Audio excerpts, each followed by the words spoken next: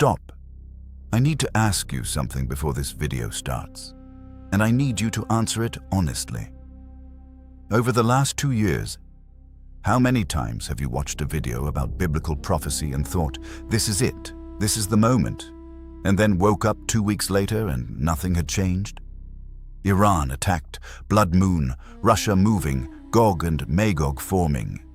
Every week a new sign, every week the same feeling, urgent, electric, important. I made some of those videos, and I stand behind the research in them, but today I want to talk about something nobody in this space is saying out loud.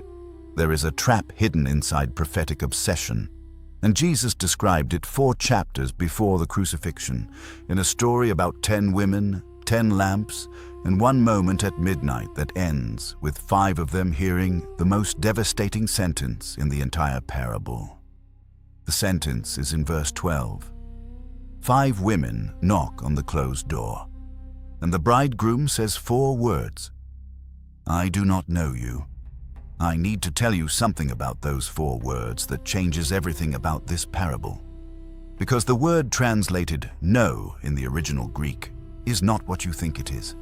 And when you understand what it actually means, you will understand why that sentence is not a verdict about who gets to heaven. It is a diagnosis, and it can be given long before midnight. Hold that. We will get there. Matthew 25, 1-13. Jesus is 4 days from his arrest. His disciples have just asked, "What will be the sign of your coming and of the end of the age?" And instead of a timeline, he gives them a story. 10 virgins go out to meet a bridegroom. They all have lamps. 5 bring extra oil. 5 do not. The bridegroom is delayed. All 10 fall asleep. At midnight, a cry goes out. They all wake up. The 5 without extra oil ask to borrow some. The 5 with oil say no. The 5 without go to buy more. And while they are gone, the door closes. Most people frame this as believers versus unbelievers, but the text will not allow that. All 10 are virgins, members of the bridal party, insiders, people who belong to this wedding. All 10 have lamps. All 10 fall asleep. All 10 wake up and try to trim their lamps. This is 2 groups of believers, separated by one thing only. Verse 5. The bridegroom was delayed, and all 10 became drowsy and slept. Jesus builds the sleep into the story for both groups. The sleep is not the sin. The sleep is the human condition. He knows they will get tired. He knows the wait will feel longer than expected. The question he is building toward is not whether you will fall asleep. It is what you will reach for when you wake up. Keep that. It becomes important later. Read Matthew 25, the 1-13 right now. It takes under 2 minutes. Come back and tell me, what is the single physical object that separates the 2 groups? Not the spiritual interpretation, the actual physical thing in the text. Write it below. I want to see how many people spot the detail that most sermons replace with abstraction before anyone can look closely. Verse 3. The foolish ones took their lamps but did not take extra oil. The Greek word is elion, olive oil, the standard fuel for a clay lamp in 1st century Judea. A lamp without oil is not a broken lamp. It works perfectly, until the oil runs out. This is the structural detail the parable turns on. The foolish virgins had working lamps. They had light. They had everything you need to begin.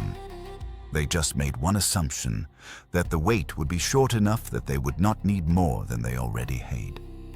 In the culture Jesus was speaking to, everyone knew wedding processions could be delayed for hours, sometimes overnight, while the bridegroom's family completed final negotiations. Bringing extra oil was not exceptional preparation. It was minimum competence. The foolish virgins were not lazy. They were optimistic about timing, and that optimism cost them everything. The lamp is the visible life of faith, public, real, functioning. The flame is the active work of the Spirit, and the oil is the internal resource that keeps the flame burning when the wait is longer than you planned for. You cannot borrow it. You cannot buy it at midnight. It accumulates over time, quietly, in seasons when nothing seems to be happening. Verse 3. The foolish ones took their lamps, but did not take extra oil. The Greek word is elion, olive oil, the standard fuel for a clay lamp in 1st century Judea. A lamp without oil is not a broken lamp. It works perfectly, until the oil runs out. This is the structural detail the parable turns on. The foolish virgins had working lamps. They had light. They had everything you need to begin. They just made one assumption, that the wait would be short enough that they would not need more than they already had. In the culture Jesus was speaking to, everyone knew wedding processions could be delayed for hours, sometimes overnight, while the bridegroom's family completed final negotiations. Bringing extra oil was not exceptional preparation. It was minimum competence. The foolish virgins were not lazy. They were optimistic about timing, and that optimism cost them everything. The lamp is the visible life of faith, public, real, functioning. The flame is the active work of the Spirit, and the oil is the internal resource that keeps the flame burning when the wait is longer than you planned for. You cannot borrow it. You cannot buy it at midnight. It accumulates over time, quietly, in seasons when nothing seems to be happening. 2 Thessalonians 2:3. Paul is writing to a church that has received a forged letter claiming the day of the Lord has already come. They are in panic. Some have quit their jobs. They are waiting for an event that was supposed to have already happened. Paul warns them about something he calls the apostasia, usually translated the great falling away. The word means departure, defection, abandonment. Not unbelievers, believers, people who had lamps, people who were waiting for the right bridegroom, people who simply ran out of oil because the wait was longer than their theology prepared them for. And here is the connection that almost nobody makes. Paul's apostasia and Jesus' foolish virgins fail in exactly the same way. Both groups had the right destination. Both groups had the right identity. Both groups had functioning lamps. They collapsed not because they stopped believing, but because their faith was calibrated to a specific timeline. When the timeline moved, the lamp went dark. The falling away in 2 Thessalonians is not a theological rebellion. It is an oil crisis, and it happens quietly, week by week, one disappointed expectation at a time. Think about the prophetic content cycle of the last decade. The Shemitah, September 23, 2017. The Revelation 12 sign, October 7, 2023. The Blood Moon Tetrad, and now 2026. Each one real, each one connected to something in the text, each one passing without the delivery its audience expected. And for each person whose faith was built primarily on that date, a little more oil drained from the lamp than was replaced. Be honest in the comments. Not about your theology, but about what you felt the last time a prophetic date passed without the expected event. Deflated, confused, quietly embarrassed, or nothing changed. That emotional reaction is a more accurate measure of your oil level than any doctrine you hold. I am asking because I think most people in this space have never been asked that question directly. Now we come back to the sentence I held from the beginning. Matthew 25:12. I do not know you. The Greek word is oida, and oida does not mean to have information about someone. It means to perceive through direct experience, to recognize someone because you have been in their presence over time, to know them through accumulated contact. The bridegroom is not saying these 5 women are evil. He is saying they are strangers to him. He has never spent time with them. But here is what I did not tell you at the beginning. This exact word, oida, appears in one other critical passage in the Gospels.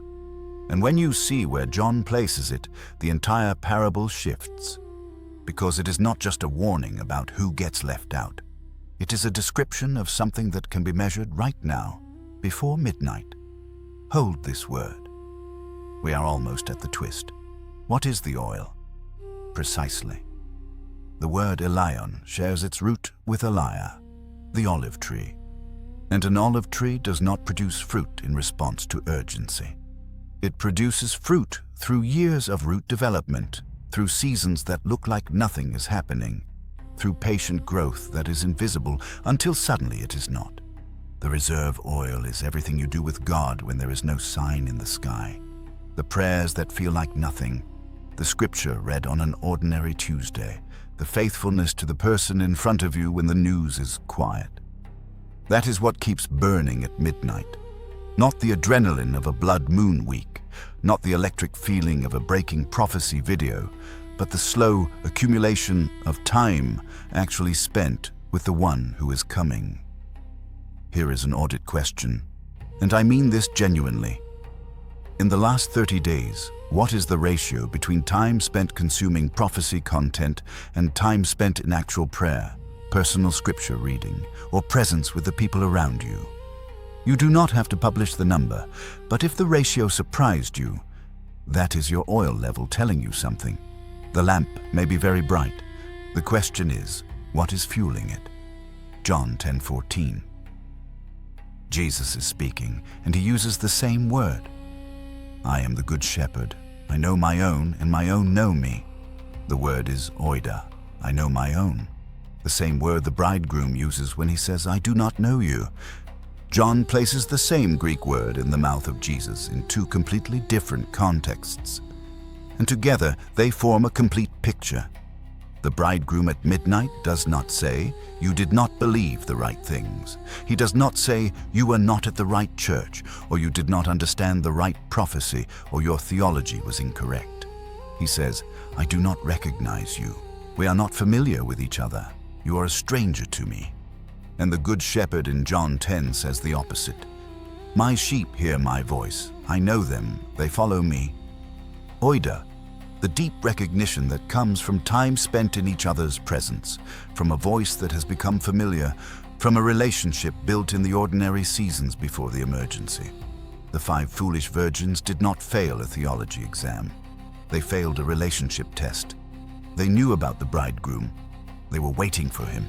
They had the right lamp. They just had never spent enough time with him to have oil left when the night ran long. And the diagnosis, I do not know you, was not delivered at midnight.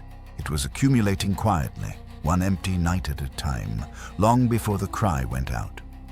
Before you watch the next prophecy video this week, set a timer for 5 minutes, close every tab, and just be still. No analysis, no structured prayer, no agenda. Then come back and tell me what happened in those 5 minutes. I think the answers to that question will be more revealing than anything in the news right now. Jesus told this story 4 days before his arrest. He knew the exact timeline of everything that was about to happen. He was not consuming content about Roman military movements. He was not calculating when Pilate would make his move. He was having dinner with his friends, washing their feet, telling them stories about oil. That is either the most irrelevant detail in history, or it is the key to everything. A man who knew precisely when midnight was coming spent his last hours, not in prophetic analysis, but in presence, in contact, in the accumulation of exactly the kind of time that produces oil. The signs in the sky are real. The coalition is forming. The bow of Elam has been broken. The blood moon rose on March 3rd. All of it matters, and all of it is pointing somewhere. But the midnight cry will not ask you what you knew. It will not ask whether you correctly identified the King of the North, or understood the 1,290 days, or predicted the right sequence of seals. The bridegroom will use one word, oida, and either he will recognize you, because you spent enough ordinary time in his presence to be familiar to him, or he will not. The oil is the only thing between those two outcomes, and it is accumulated now, in the quiet, before the cry.